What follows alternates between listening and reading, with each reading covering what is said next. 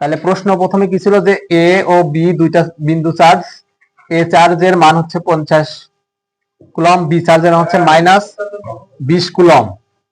এখন বলছে কি যে এ ও বি চার্জের জন্য কোথায় তড়িৎ প্রাবল্য শূন্য হবে। আমরা জানি যে দুইটা যখন বিপরীতধর্মী চার্জ হয় তখন তড়িৎ প্রাবল্য শূন্য হবে ছোট চার্জ থেকে একটু দূরে।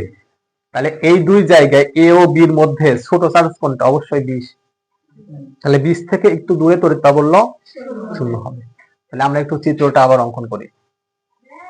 এ চার্জ, এটা আমাদের বি চার্জ। এ চার্জ থেকে বি চার্জের মধ্যবর্তী গ্যাপ হচ্ছে 3 মিটার। এখন ধরি বি চার্জ থেকে এক্স মিটার দূরে, আমরা ধরলাম তাহলে এক্স মিটার দূরে তড়িৎ প্রাবল্য শূন্য হবে। তাহলে এখান থেকে এটুকু দূরত্ব হচ্ছে আমাদের এক্স, সি বিন্দুতে তড়িৎ প্রাবল্য শূন্য হবে। তাহলে আমরা বলবো যে মনে করি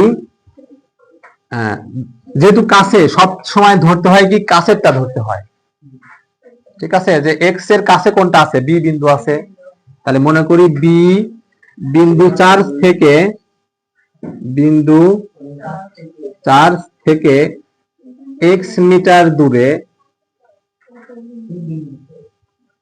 সি বিন্দুতে তড়িৎ প্রাবল্য শূন্য হবে। তড়িৎ প্রাবল্য শূন্য হবে। এই লাইনটা আমাদের ম্যান্ডেটরি লিখতেই হবে। এখন আমরা এখানে তাহলে পারছি কি এটা কত? এটা হচ্ছে 50 কুলম্ব, এটা হচ্ছে আসবে -20 কুলম্ব। এখন আমরা কি দেখতেছি যে এ চার্জ থেকে সি বিন্দুর টোটাল দূরত্ব কত? এ থেকে বি পর্যন্ত দূরত্ব 3 আর বি থেকে এক্স সি পর্যন্ত দূরত্ব এক্স। তাহলে আমরা যদি বলি যে এ থেকে সি পর্যন্ত দূরত্ব কত?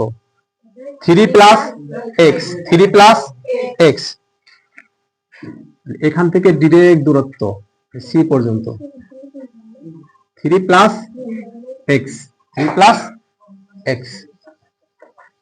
এখন আমরা কি লিখবো যে এ চার্জের জন্য সি বিন্দুতে প্রাবল্য, তড়িৎ প্রাবল্য বা তড়িৎ তীব্রতা।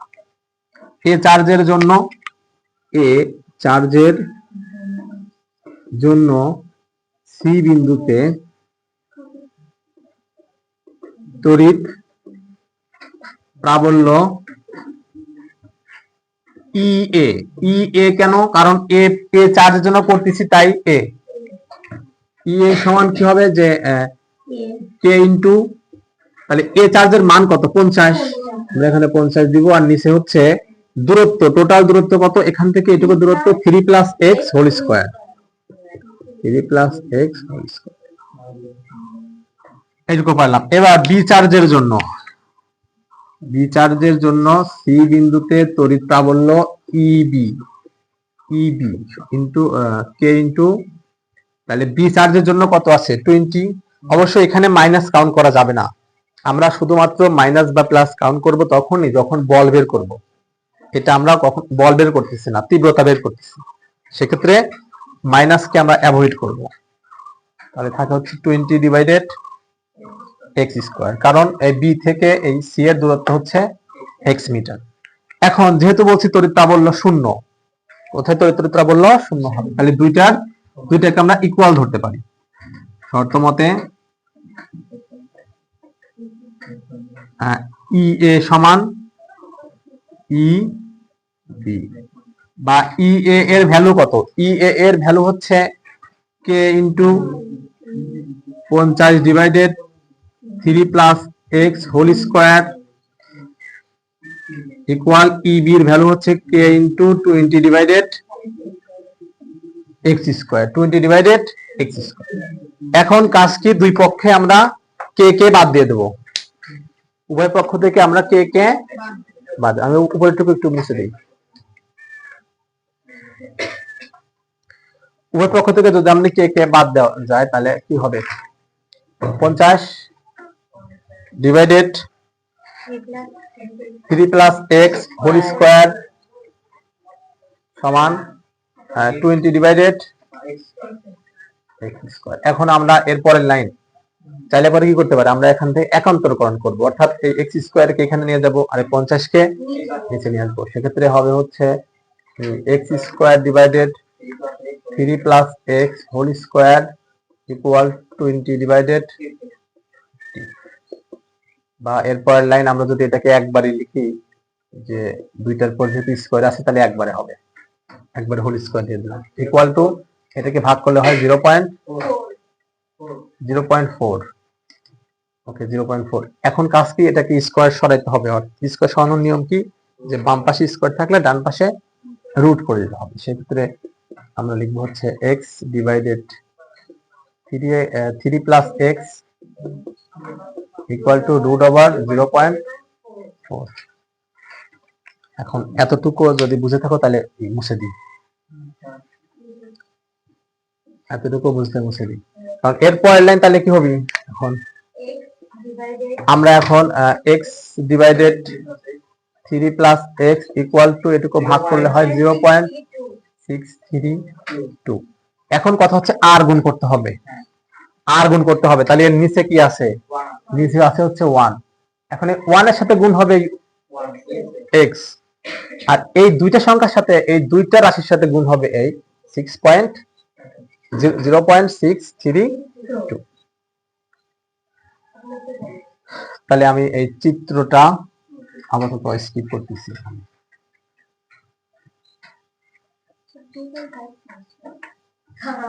2.52 হবে না, হয় নাই। দেখো আমরা আরেকটু করি সামনে। তাহলে এখন এখানে মান কি আছে, কার সাথে কাকে গুণ করব আমরা, এই x এর সাথে 1 এর গুণন হবে, তাহলে x ই থাকবে ইকুয়াল, এই পাশে কিভাবে গুণ হবে, যে 3 প্লাস এক্স ইন্টু 0.632। এখন দেখো x ইকুয়াল,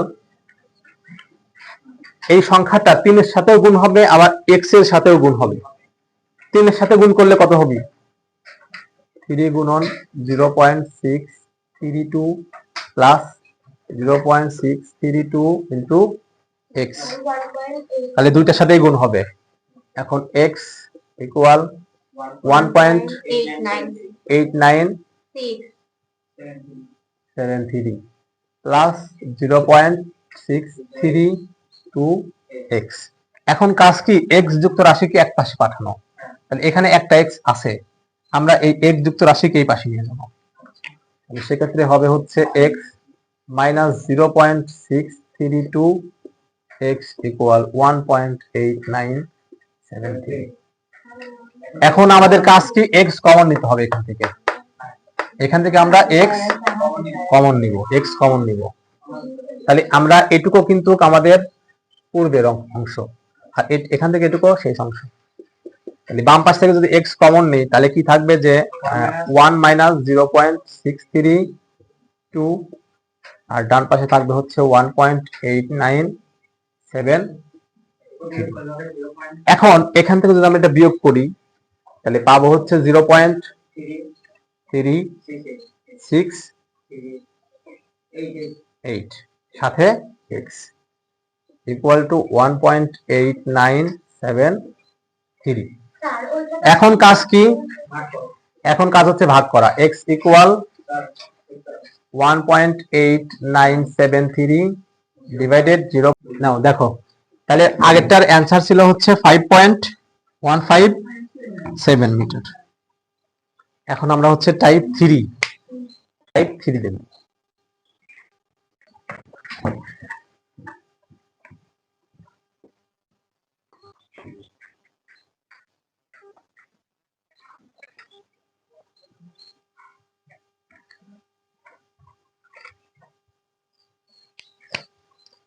টাইপ 3 ধরো, আমি প্রথম চার্জ হচ্ছে 20 কুলম্ব, এটা আমরা এ বিন্দু চার্জ বলি, এটা হচ্ছে বি বিন্দু চার্জ, এটা আছে 30 কুলম্ব, মাঝখানে দুইটার ভ্যালু আছে হচ্ছে 10 মিটার, অর্থাৎ এই প্রথম থেকে এই দ্বিতীয় চার্জ পর্যন্ত, অর্থাৎ এ থেকে বি চার্জ পর্যন্ত দূরত্ব 10 মিটার।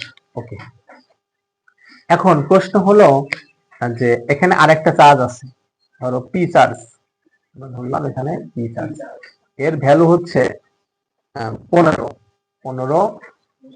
কুলম, 15 মিটার না 15 কুলম, 15 কুলম। এখন প্রশ্ন হচ্ছে বিন্দু চার্জে কোন জায়গাতে এই পি কে স্থাপন করলে কোনো বল অনুভব করবে না। এখন ব্যাপারটা কেমন, ধরো দুইটাই প্লাস চার্জ, এটাও প্লাস চার্জ এটাও প্লাস। আমরা কি জানি যে সমধর্মী চার্জ পরস্পরকে বিকর্ষণ করে, তাহলে এরা তো পরস্পরকে বিকর্ষণ করতেছে। এখন যদি এই চার্জটা আনি, তাহলে কোন জায়গায় স্থাপন করলে কোন চার্জের জন্য কোনো বল অনুভব করবে না, একদম পয়েন্ট, কোনো বল নাই, আমরা ওই পয়েন্টটা বের করব। ওকে, তাহলে আমরা একটু চিত্রটা আঁকবো। ধরো এ চার্জ থেকে এক্স মিটার দূরে, অর্থাৎ এ বিন্দু চার্জ থেকে এক্স মিটার দূরে পি কে যদি আমি স্থাপন করি, অর্থাৎ এ বিন্দু চার্জ থেকে এক্স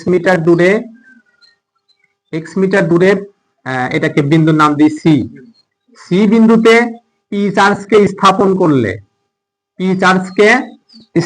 করলে তা কোনো বল অনুভব করবে না, এটা আমরা ধরে নিলাম।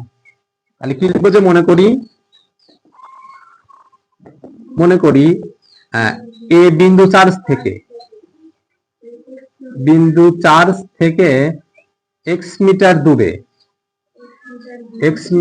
দূরে সি বিন্দুতে 15 কুলম চার্জের জন্য কোনো বল অনুভব করবে না, 15 কুলম চার্জের জন্য কোনো বল অনুভব করবে না। তাহলে যদি কোনো বল না অনুভব করে, সেক্ষেত্রে ধরো এ ও বি চার্জের জন্য এই পি বিন্দুতে বল কত হবে, এ চার্জের জন্য পি বিন্দুতে বল বের করবো আমরা। আবার এই বি চার্জের জন্য পি বিন্দু তো না, সি বিন্দুর বল বের করবো। সি বিন্দুতে আমরা কি স্থাপন করছি, পি চার্জ কি স্থাপন করছি। তাহলে এ বিন্দু চার্জের জন্য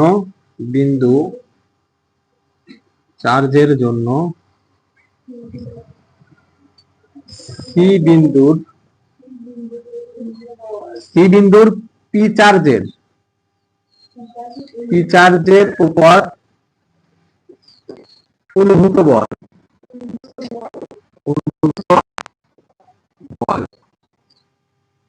বল তাহলে এফ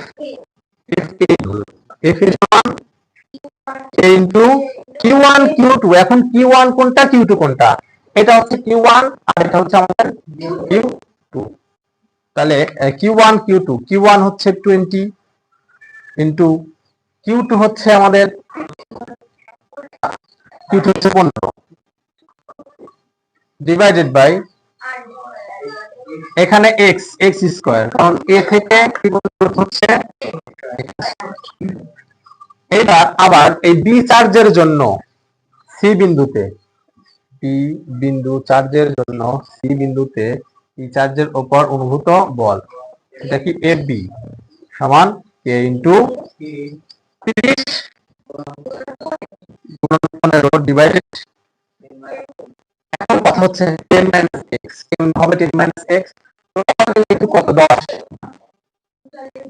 এক্স বাদ দেয়, এখানে এক্স বাদ দিয়ে মাইনাস, তাহলে কি করতে হবে, বি সি, বি থেকে কত হবে 10 minus X, 10 minus X whole square, 10 minus X whole square. Okay, এখন যেহেতু বলছি যে কোনো বল অনুভব করবে না, তাহলে দুইটা কি হবে, ইকুয়াল হবে। শর্ত মতে এফ এ সমান এফ বি। তাহলে যথারীতি এখন এটুকু তোমার কাজ। এখন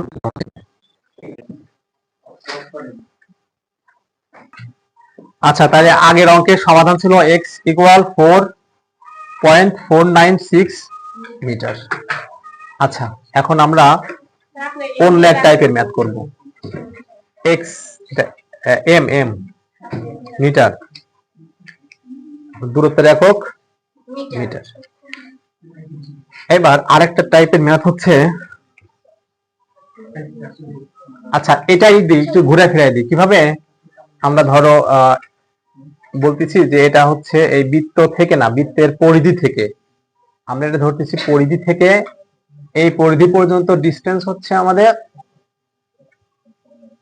9, আচ্ছা 9 মিটার, ঠিক আছে। আর এই এই বললাম কি যে এই ব্যাসার্ধ অর্থাৎ এ চার্জের বা এ বৃত্তের ব্যাসার্ধ হচ্ছে আর সমান 0.5 বা 5 সেন্টিমিটার, 5 সেন্টিমিটার,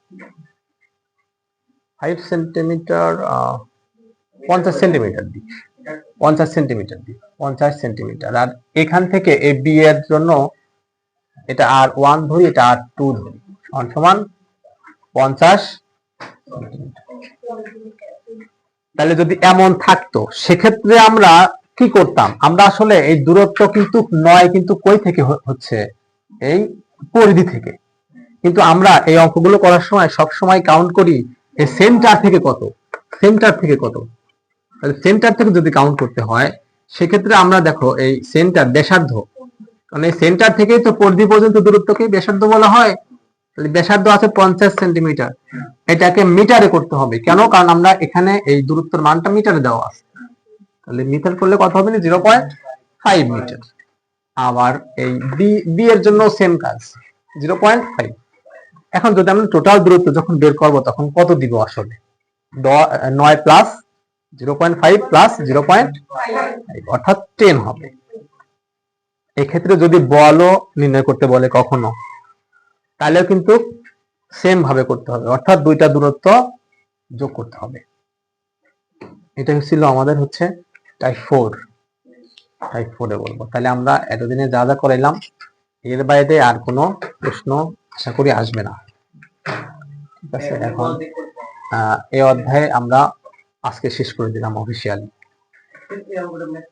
এই অঙ্কটা ম্যাথ করলে কি হুবহু আমরা প্রথমে এক্সট্রা কাজ ছিল কি যে দূরত্বটা বের করে নেওয়া। যখন আমরা দূরত্ব বের করে দিচ্ছি যে এটা হচ্ছে 0.5 মিটার, এটা হচ্ছে আর 0.5 মিটার। এখন দুইটা যোগ করলে হয় 1, আর এই আছে হচ্ছে 9। তাহলে ডি সমান কত হবে? 9 প্লাস 1 অর্থাৎ 10 মিটার। ঠিক আছে। আর এই অধ্যায়ের আরেকটা ম্যাথ আছে, আরেক টাইপের ম্যাথ আছে। সেই ম্যাথটা আমরা আপাতত এটা স্কিপ করলেও হয়, কিন্তু আমরা আসলে কোনো এক সময় এটা করাবো।